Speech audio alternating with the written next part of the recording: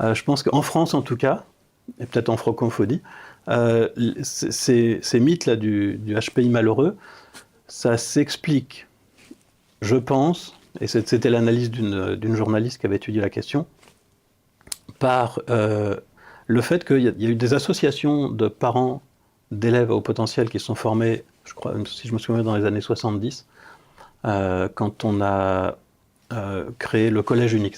Avant, c'était différent. Après, tous les élèves allaient au même collège. Et du coup, ce qui était en avant, c'était plus décalé, parce qu'il n'y avait plus de classe de niveau. Les parents pensaient que c'était un problème, qu'il fallait faire quelque chose.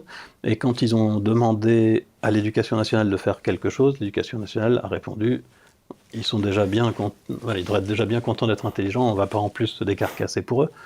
Et le seul moyen qu'ils ont trouvé pour obtenir quelque chose, c'était de dire mais si vous faites rien, ça va être une catastrophe. Ils vont déprimer, ils vont être en rejet scolaire, ils vont redoubler, ça va être l'horreur. Et comme ça a marché. Et que l'Éducation nationale a dit bon bah s'ils sont à risque, dans ce cas on peut faire quelque chose. Sans doute ça a perduré à cause de ça.